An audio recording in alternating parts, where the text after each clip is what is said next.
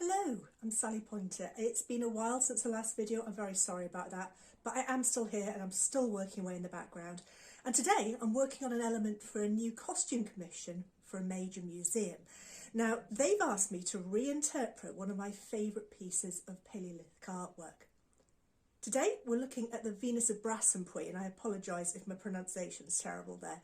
Now, she is an iconic piece of Ice Age art. She's Middle Gravettian, so she gets from the Upper Palaeolithic, something like 25,000 years old. I'll double check that now in a second. And there are several ways of interpreting what's going on with her hairstyle. Is it hair? Is it a hat? Let's have a look. And here she is. So yes, I was correct. She's 25,000 years old. And these pictures are of the original artefact. And here's a couple of artists' impressions. Now, regrettably, I haven't been able to pin down who drew these. If anybody does know, let me know, and I'll add a proper credit to the notes section of this video. Do like to credit where I can. So she's got this very interesting hair treatment going on. And like a lot of people, I've always previously been quite happy to accept that this is some sort of braid treatment. So this is one possible interpretation. I think that works quite well as a shorthand for braid. But there are plenty of people who read her as wearing some sort of headdress instead. And indeed, her French name is the lady with the hood. So in the early days of her discovery, and she was discovered a long time ago, 1892 she was excavated, they certainly thought that she was wearing some sort of head covering rather than necessarily a hairdo. I think either interpretation is fine, but I haven't seen that many real life interpretations of what's going on here. The hairdo, yes. Yeah, plenty of people even today wear complex braids that could be said to be similar to this sort of hairdo. Haven't seen very many hairnets, if you like. So my challenge is to reinterpret this as some sort of hairnet that uses technology and materials that are appropriate for the Palaeolithic. It's going to be totally conjectural because, of course, we don't know exactly how this was intended to be. So I've got to keep it simple. And the way I'm going to do this is I'm going to use nettle fibre, and I'm going to use a very, very simple, no tools needed, interlocked cord technique. And I'm going to see if I can make this starting here at the front, and then we'll build it up, working up to this slightly tapered crown, which again is a good representation of what happens if you use your hand to span this part of your head. You'll use pretty much all of that across the hairline, but when you get to this bit here, you're only going to need more about that part of your hand to span it. So things do taper towards the crown of your head. So whoever's done this certainly understands how either hair or a hat would need to sit. And I'm going to try and reflect that shaping in my cordage. Now, materials. This is a bundle of nettles that I picked at the end of the summer. There are 50 nettles here.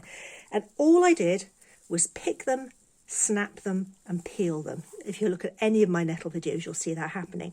I have not scraped them. I have not rubbed them. These are pretty much nettles as they come. And some of them have still got, you see that? Some of them have still got little prickly bits on them. There's no sting left anymore. It's all dried out now. But they're quite leathery. You can probably hear them rustling. I'm expecting, as I work this, to have lots and lots of dust coming off as the outer bark breaks away. I've got one little bit here that's greener than the rest. I'll make use of that decoratively. I think it'll all fade out to browny grey before too long.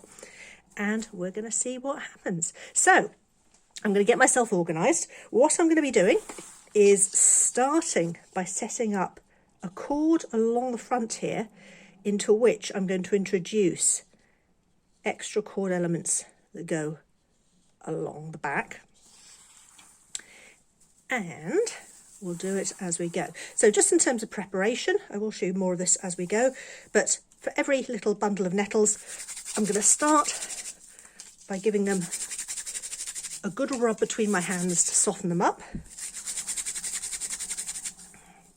I want to make the cordage heavy enough to show up, but not so heavy that it's really, really stiff. And also I've got 50 nettles here. If I can make the whole thing in that, bonus. I might need more. So I'm going to be using nettles very much bundled like this. And although I'm going to set this up differently in a second, it's going to be the same cordage that you've seen me doing before. Twist and cross, twist and cross. So the technique is ultra simple. We know they're using cordage at the time. We know that there are many plant fibres in use. Nettle is one of them. I'm going to see what I can do with a simple technique. How close can we get to the Venus of Brassempouys hairnet? Now, she's got about 8 perhaps strands across the front there. That's pretty much what I see. 1, 2, 3, 4, 5, 6. Oh, maybe it's 6. No, 6 or 8. Anyway, I don't think the exact number's too worrying. But given that we've got to span about that distance, 1, 2, 3, 4, 5, 6, that's probably about right. So that is a length, about the length of the joint of my finger. I'm going to make my mesh about that size. I'm a great believer in natural measurements when you do this sort of thing.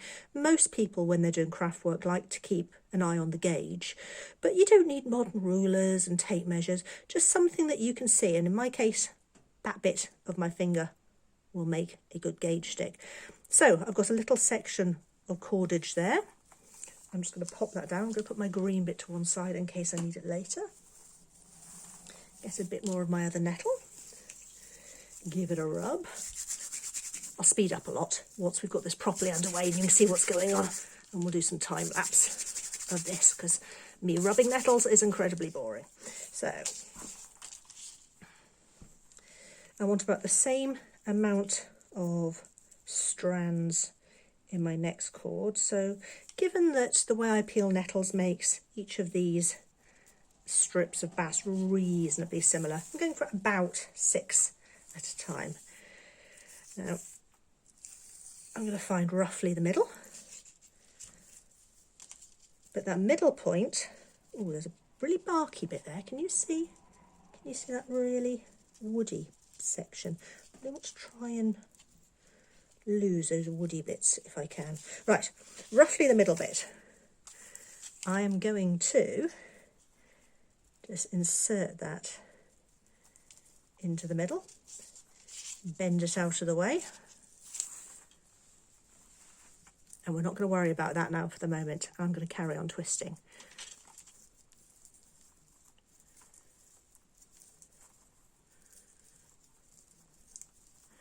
Check it against my finger. That's 6 twists. 6 twists also feels about right. So let's try measuring in 6s, checking it against my finger. We'll see what happens. Time to put another strand in. So 1, 2, 3, 4.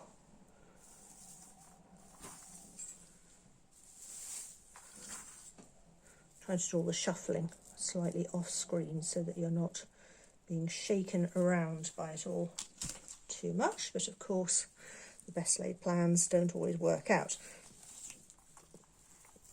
So again, roughly 6 strands again.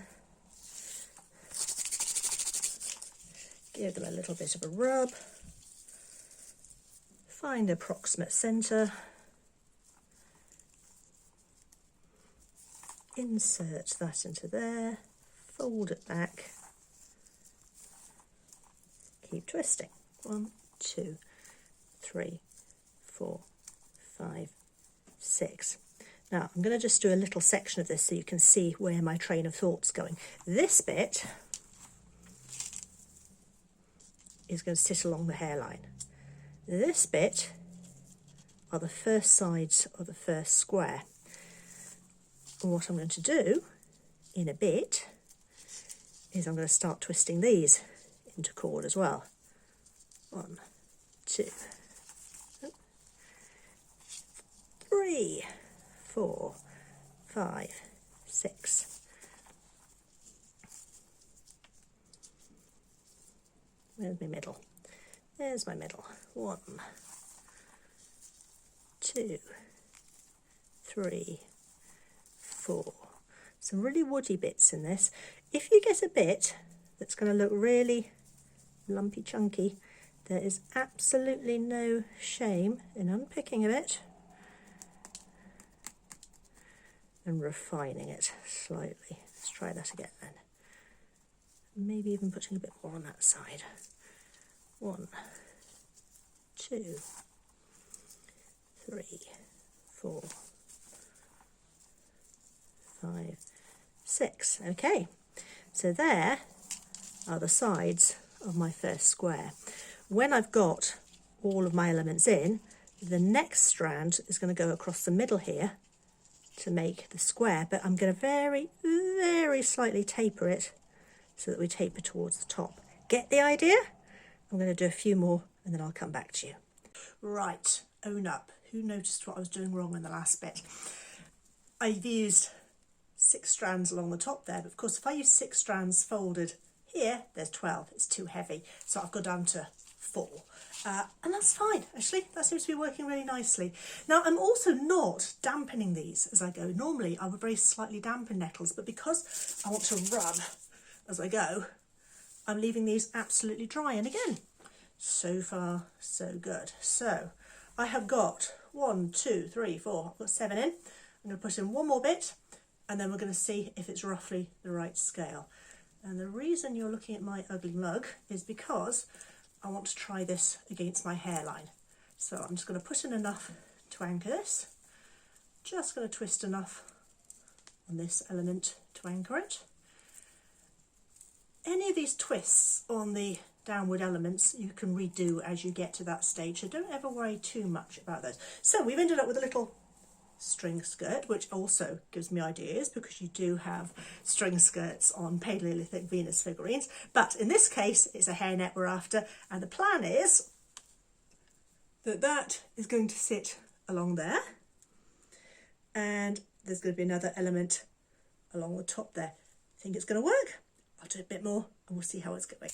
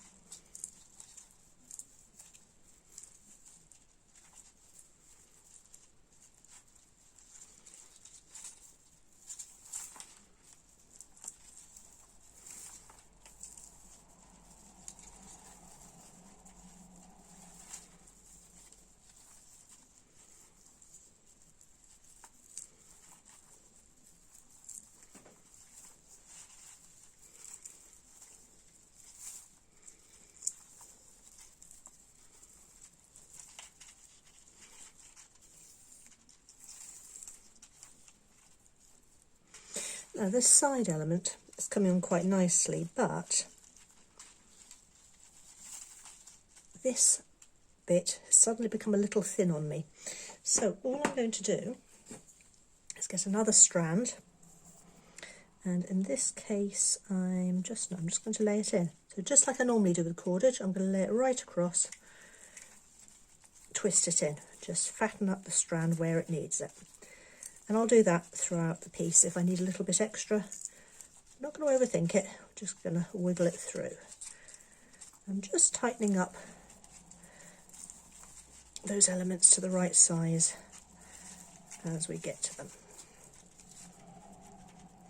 Again, pretty much square in this first bit, with the slightest hint of a taper towards the back.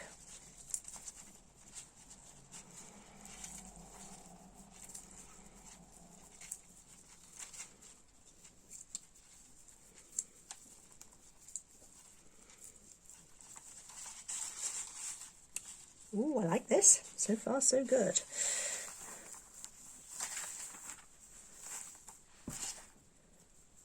And the nice thing about balance cord is, of course, you can flip it around to work in it from whichever direction you like. It's exactly the same movement.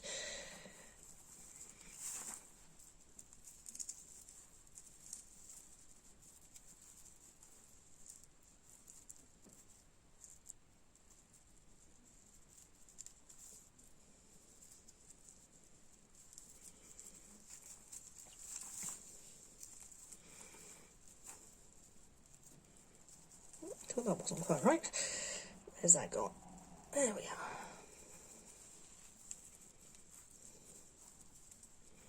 Now that's getting a little bit big there, so I'll just take out a twist. It's very much by eye.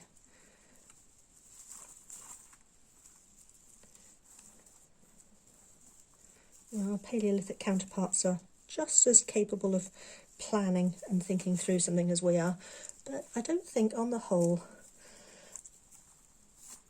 the majority of these things are overthought. I think there's a certain amount of, they've just practiced enough that they know how the materials behave, and I get a sense in some, particularly in some of the basketry and textile things that survive, that there is an element of just seeing where the materials take you and letting it work itself out as it goes along. There are some pieces, of course, that are phenomenally carefully executed, but like this piece, there's a lot to be said for doing a bit, adjusting it, undoing it if it needs it, not overthinking. It's going to do the trick. I'll learn a lot doing this, and I may well decide at the end of it that I need to do another one and apply everything I've learnt to making the second one more fluent, if you like. I'm certainly working quite slowly on this, whereas normally I'm quite fast at cordage, but that's because I'm thinking through spacing and tension and texture and how to hold my hands and all those little things that just the littlest bit of practice gives you a better feel for, so that the next one comes out even better with a little bit less kicking and screaming. I think you can definitely see where I'm going with this, so now, can't you? That's the green bit that stays there.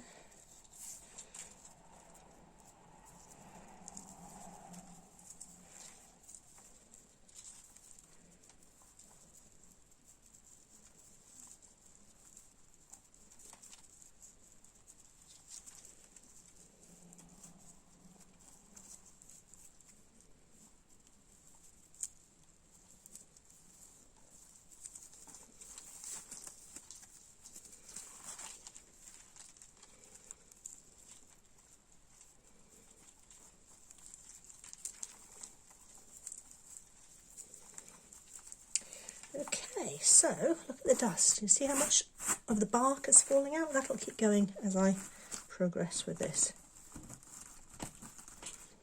So that is that very first row of squares along the hairline. So although the squares continue down the sides, and that's what's going to happen with these elements, I'm going to work the crown of the head first. So we've done that line, 2, 3, 4. There's at least another 3, possibly 4 more rows to go in there. So 1, 2, 3, 4. That's going to take me to about there. Just measure that against the crown of my head. Don't worry, I won't put the camera. Yeah, that's about right. But going to about there with my squares, tapering it into probably probably there while I do it. I think I'm going to do that bit and then I'll put the camera back on when we get there and we can see how progress is doing. And at that point, we'll decide in what order to tackle the sides. Okay, it's about 2 hours since you last saw me and this is doing pretty well. I've already learned a lot doing this. I'm perfectly happy with this being a little bit rustic, but it would be so much smoother if I'd used the slightly scraped nettles, which again are my sort of default prehistoric nettle preparation that you can see in my other videos. This is okay. Slightly scraped would have taken out all those little lumps and bumps and allowed me to twist really smoothly.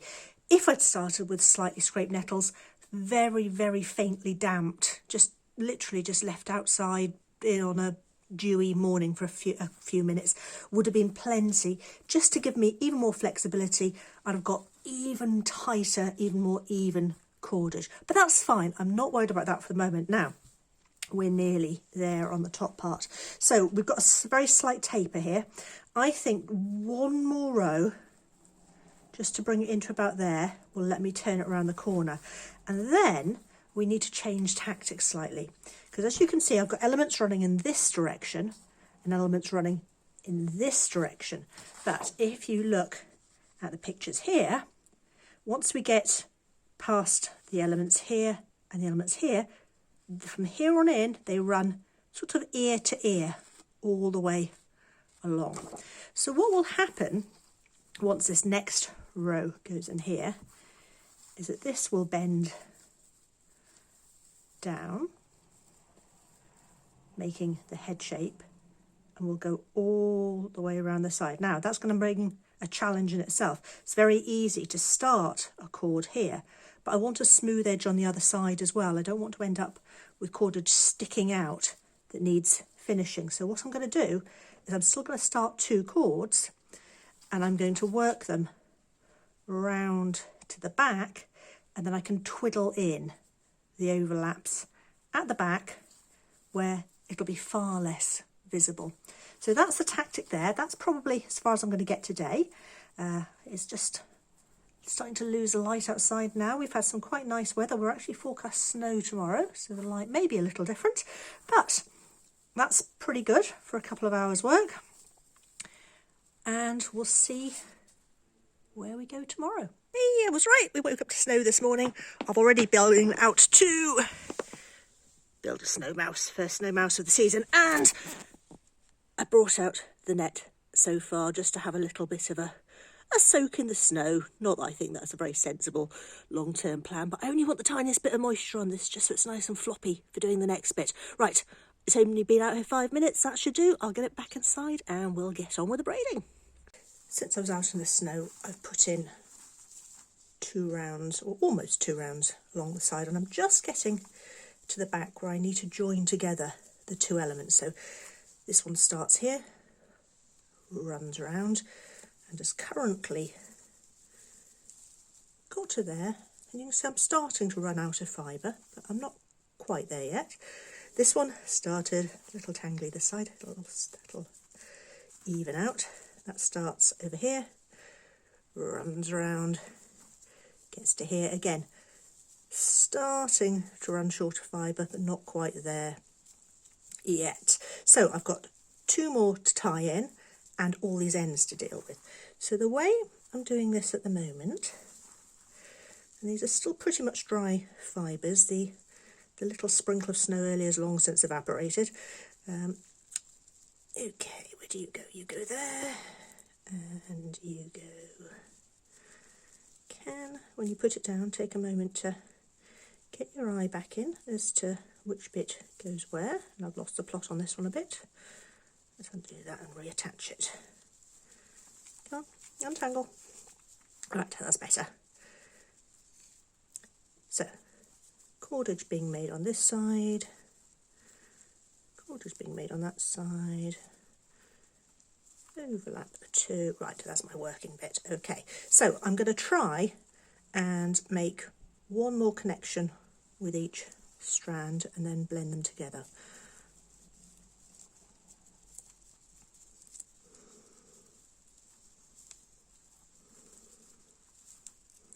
Now I'm not overthinking whether I connect these uniformly each time. So in this case, the top strand of this is going over the top strand of that one, but it might as well go under. It's a dilemma I have a lot when I'm doing this sort of thing. I'm actually an engineer's daughter. Dad was both a civil and structural engineer, so I grew up in a household that was good at drawing straight lines, and I'm perfectly capable of planning this so that I get utterly uniform, even cordage with all the angles, right angles. And yes, I am dipping my finger in my tea occasionally. It's pretty much gone cold, so I'm not too worried about that. I'm perfectly capable of doing this very, very meticulously. But the people who made this sort of construct originally didn't live in a world full of engineered right angles. Of course, they're more than capable of making things as beautiful and efficiently as they might want to. But most of the artefacts we have show that they're happy to go with the flow with a lot of these things. Right, so I've connected the last two and I've got these ends. So what I'm going to do is I'm going to use what's left to fatten up the strands going forwards. So I'm going to twist this entire bundle. I'm going to twist this entire bundle. I'm going to spiral them around each other. That's actually looking a little too bulky at the moment, but we'll see how we get on. Right, try it upside down. It's worked very nicely when I did the last one.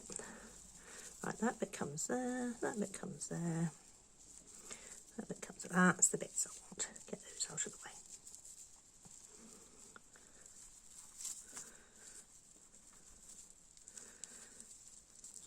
So slightly thicker bit of cordage at this point, but it'll be fine. And then the tails will get accommodated in the downward element of the next bit. Now, have I got a bit from there stuck? Do you know what?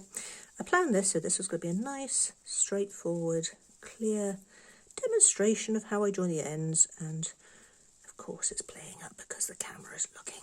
That's right, that goes there. That goes there, that goes there. Look, you'll have to take my word for it, this works. There we go. And then when this bit gets twisted down, and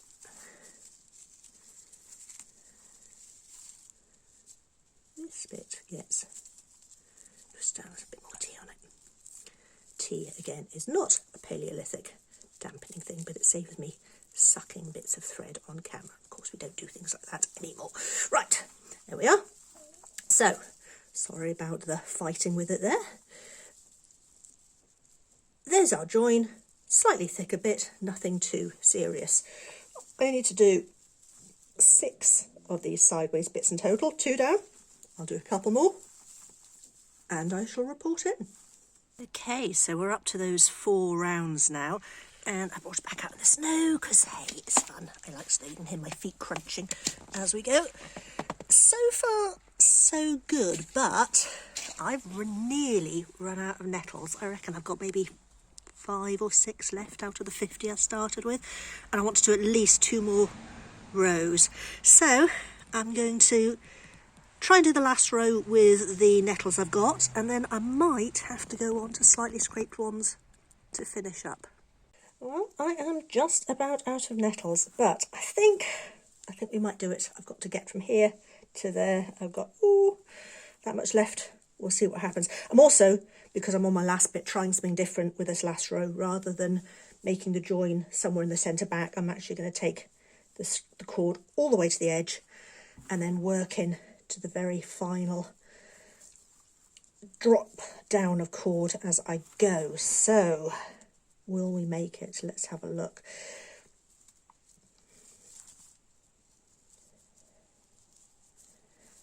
I've definitely learned a lot doing this. I want to do another one. I'd like to try it in different cordage because, of course, nettle is as much of a guess as anything else about this particular project. I think lime bass would be nice. The long, smooth strands would give a very unbitty, there's lots of little bits sticking out of this with this nettle. Lime bass would give a very smooth finish, I think. Willow bass, maybe, that might be quite nice. Flax would be a very easy one to do this in. So there's lots of possible places I could go from here. If I did it with nettle again, I think I would resort to my usual, just slightly scraped nettle. Oh, I could do with fattening up a little bit. See how far we can go. My last couple of cords have definitely got a little tiny bit thinner. But hey, that's all right. As I said, I'm determined not to overthink this particular one. It's so easy to over-engineer this type of project because we have a modern mindset and we expect everything to be uniform. Right, I'm going to need a last little bit. So if I do need to add in, I'm doing it exactly the same way I usually do with any cordage, just laying bits across and twisting them in. And the whole thing, although it looks complex, is just a standard twist away, cross down cordage. And the joins are made just by interlacing the strands. So it looks a bit like netting, but it's not really netting because there's no knots holding it together.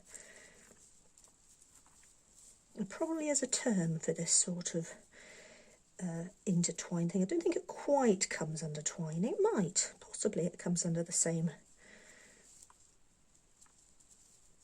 set of terminology as twining. And the other thing that I still haven't worked out, even though I'm on my last row, is how I'm going to finish off the ends. On the original Venus image, it stops fairly bluntly at the bottom. Now, if we are correct in interpreting this as a hair covering of some sort rather than braids, well, maybe that means the ends are sewn back into themselves. But again, I want to keep this fairly simple. Oh, 2 more to go. We're nearly there. Oh, I am so running out of strands. I think we can do it. I think we can do it. Oh, what's happened there? Something's gone. That's getting really thin and scrappy. But I said we're just about there. Let's do that little bit again. I'm doing this at a slightly odd angle as well to try and show it to you. I'm actually standing behind a table that's slightly too low for me. But we're nearly there.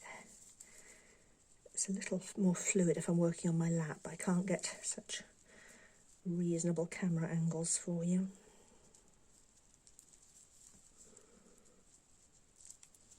Right, last bit. So, what I'm going to have to do with the ends here is when I get to this bit, I'm going to merge those together and twist downwards. Now, how am I going to finish this off? I think, given that in an ideal wood, I would have liked a little more length. What do we think about the idea of me making a bit of cordage and then tying the bottom in a knot? I might need to damp this slightly before I do that. But in principle, let's try one and see. This bit is a little on the dry side.